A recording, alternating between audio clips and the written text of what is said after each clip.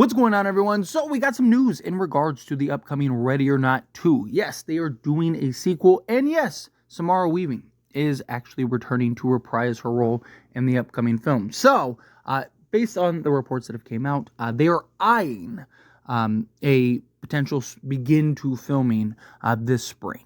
Now, when will it actually be released? Likely sometime next year. The original Ready or Not came out in 2019. So by the time this movie comes out, you're talking 7 years, 7 years before this movie actually gets released. But it came out August 21st, 2019. So they shoot for like a release date around that same time. Do they try to do early 2026? It'll be kind of interesting to see how that plays out. Personally,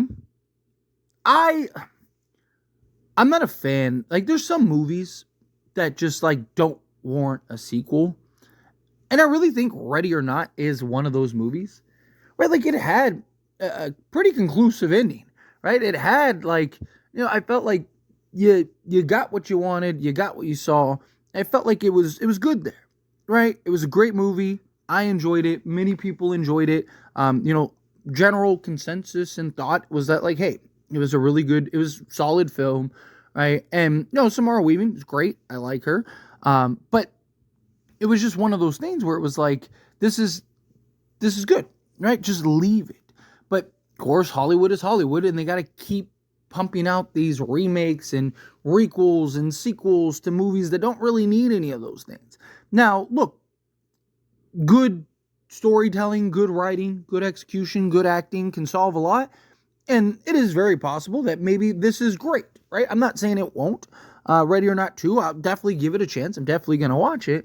But it's just given how the movie finished, which, I don't really want to spoil it for people, but I mean, it's been long enough. If you haven't seen it, then, but just the whole concept and idea was a fun idea, fun concept.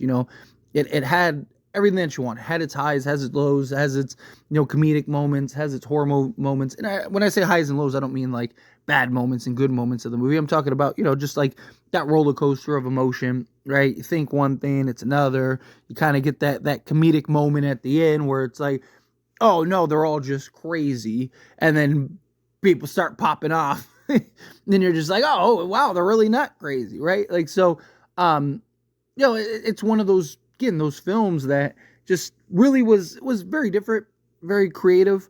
You got to give it to Radio Silence. Radio Silence were the ones that Tyler Gillette and Matt Olpin, who also did the Scream movies, right? The 5 and 6 Scream movies, and they're working on other projects and stuff like that. And really are kind of, they recently just signed with a new agency, so they're really moving up the ranks here, which credit them. That's really good for them. But you look at this upcoming Ready or Not 2, and it's just, are you going to be able to tell a good story? Are you going to be able to kind of keep things, are you going to able to keep things flowing, right? Where are you picking up? Where is this story going to where's Grace going to kind of pick up? Is she tracking down families or something? Or is she how are they going to approach this in a manner in which this seems really good, right? Now, look, Radio Silence is supposed to be at the helm again. They're going to be directing this once again. Again, no release date.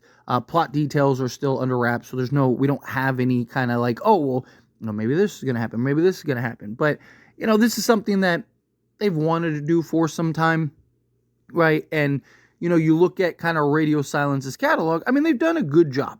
I mean, I didn't like what they did with Scream 6, right? How they didn't really kill anybody in Scream 6. But according to them, they knew that they were departing, and they didn't want to end it on a sour note. So, could it be something where it's just because you look at their films and you look at what they do. They love the blood and the gore and the horror, right? And Ready or Not had plenty of it, right? Plenty of blood. And, you look at things what was it? Abigail, right? The vampire movie. That was another one that just lots of blood, lots of gore, people getting torn to shreds, right? Vampires. And that was a fun movie. Like, I didn't think, like, it wasn't like, oh my God, great, but I thought it was good. I thought it was fun. It was entertaining. Like, I think all of their movies have been very entertaining. Some have been better than others, as always, right? You're always going to have good films and bad films in your catalog. But when it comes to Ready or Not, I thought that was one of the better films in their catalog. I thought that was one of the better movies. You know, again, Samara Weaving, I thought was really great. But how are you going to follow up, you know, Ready or Not with Ready or Not 2? And are you going to be able to have a good enough convincing story to really kind of drive home what you need to drive home, to really get across what you need to get across?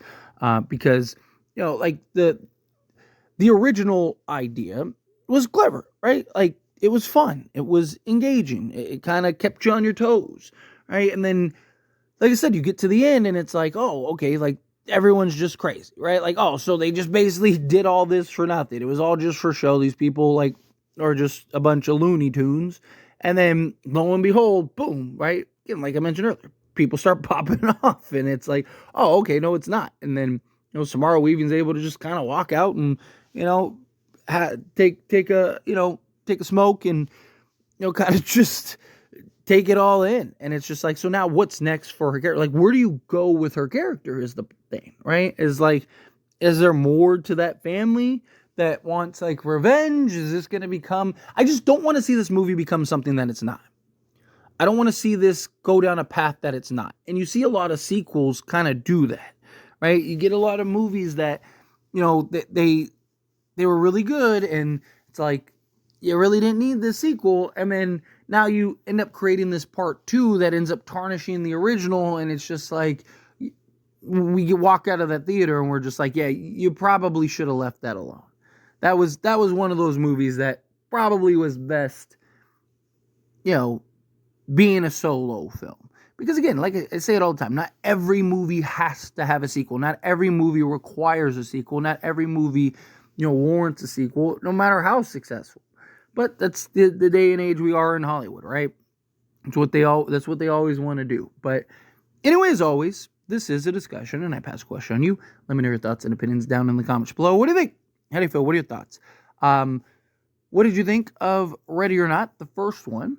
Were you a fan of the movie? Were you not? Do you think that it deserves a sequel? Do you think that they should have a sequel? What would you want to see in that sequel? What kind of direction would you want them to go? If they were to kind of make a new film, do you want it to be like, you know, more family members? Do you want her tracking down family? Like, I just don't want it to get away from, I don't want it to be a movie that it's not, is my point, right? I just don't want them to tarnish this. But again, how do you feel? Whatever your thoughts are, either way, let me know down in the comments below. That being said, if you haven't liked this video, hit that like button. Helps me a lot. So we enjoy these types of videos, and I truly appreciate it. Not subscribe channel, what are you doing? Hit that subscribe button. Turn on the bell notifications. Appreciate y'all. See you in the next one.